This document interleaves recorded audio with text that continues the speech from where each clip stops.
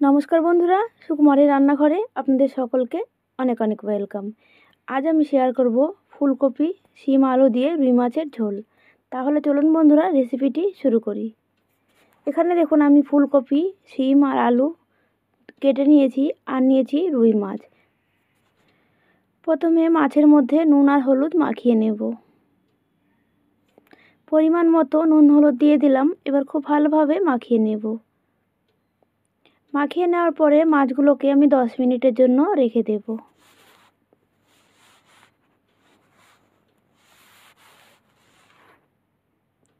মাছগুলো প্রায় 10 মিনিট রেস্টে রেখে দিয়েছিলাম। এরপরে আমি কড়াইতে দিয়ে দিলাম সাদা তেল। তেলটা গরম করে নিয়ে মাছগুলো প্রথমে ভেজে নেব। আপনারা চাইলে এখানে সর্ষের তেলেরও ব্যবহার করতে পারেন।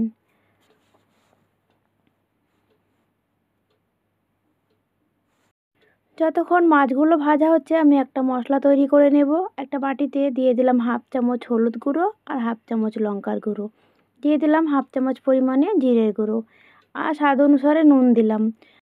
এবার জল দিয়ে মশলাটা ভালো করে গুলে নেব।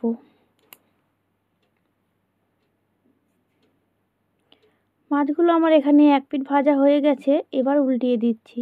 উল্টো পিঠটাও সেম একইভাবে লাল করে ভেজে নেব। মাছগুলো দুই পিঠ সমানভাবে ভেজে নিয়েছি। এবার একটা প্লেটে তুলে নেব।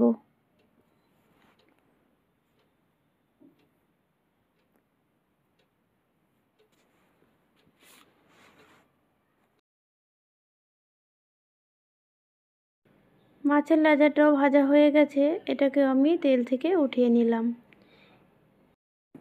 এবার আমি ওই তেলের মধ্যে আলুগুলো ভেজে নেব।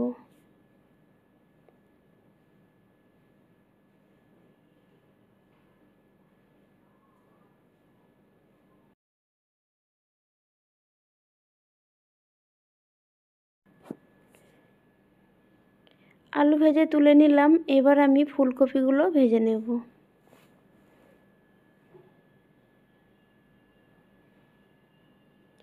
ফুলকপিগুলোকেও লালচে করে ভেজে নেব।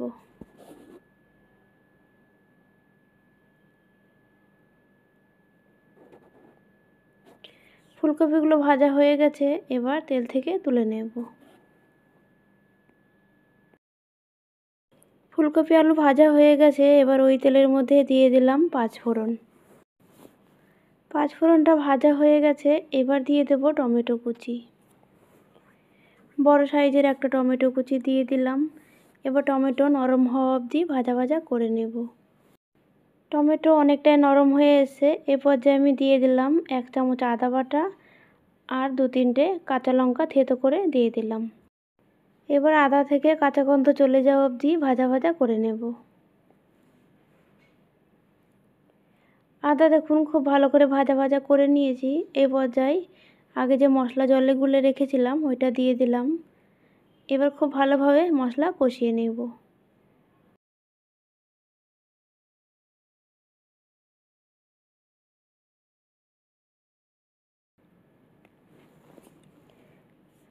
সব কিছু খুব ভালোভাবে কষানো হয়ে যাওয়ার পরে আমি কেটে রাখা শিমগুলো দিয়ে দিলাম।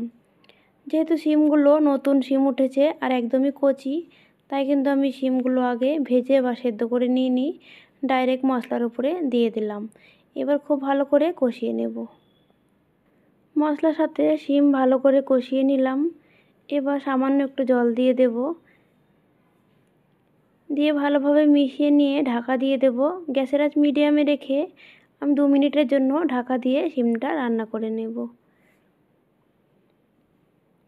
ফিরে এলাম প্রায় 2 মিনিট পরে। ঢাকা দিয়ে রান্না করার কারণে কিন্তু শিমগুলো অনেকটাই নরম হয়ে গেছে। এবার আমি খুব ভালোভাবে একবার নেড়েচেড়ে মিশিয়ে নেব।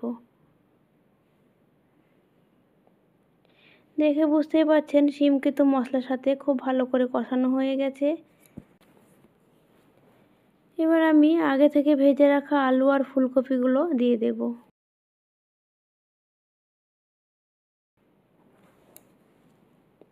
আলু ও ফুলকপি দিয়ে আবারও আমি খুব ভালোভাবে সব কিছু একসাথে কষিয়ে নেব।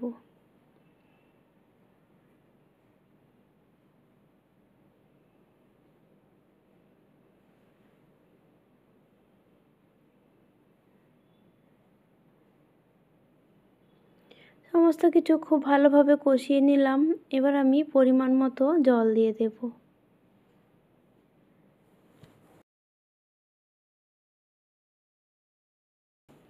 যেহেতু এটা পাতলা ঝোল হবে তাই কিন্তু জলের পরিমাণ অনেকটা দিতে হবে, যাতে শিম আলু ফুলকপি সব কিছুই জলের মধ্যে ডুবে থাকে।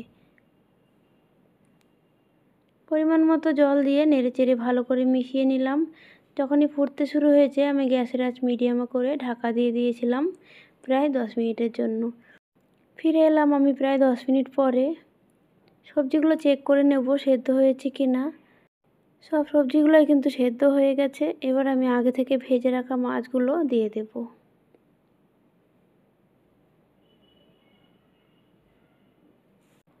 মাছগুলো দেওয়ার পর ঝোলের সাথে একবার ভালোভাবে মিশিয়ে দেব।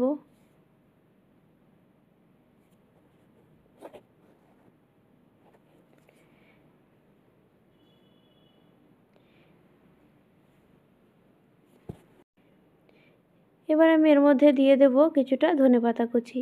ধনেপাতা কুচি দেওয়ার পর একবার ফুটে উঠলেই কিন্তু মাছের ঝোলটা আমার রেডি হয়ে যাবে। দেখুন বন্ধুরা, মাছের ঝোল কিন্তু আমার প্রায় রেডি। এবার আমি নামিয়ে নেব। বন্ধুরা, আজকে আমার মাছের ঝোলের রেসিপিটি কেমন লাগলো অবশ্যই কমেন্টে জানাবেন। আর আপনারা বাড়িতে এভাবে তৈরি করে খাবেন শীতের সবজি দিয়ে। আশা করছি আপনাদেরও ভালো লাগবে। বন্ধুরা, আজকের জন্য এটুকুই। আবার আসবো অন্য কোনো দিন অন্য কোনো রেসিপি নিয়ে। ততক্ষণ আপনারা সকলে খুব ভালো থাকবেন। ধন্যবাদ।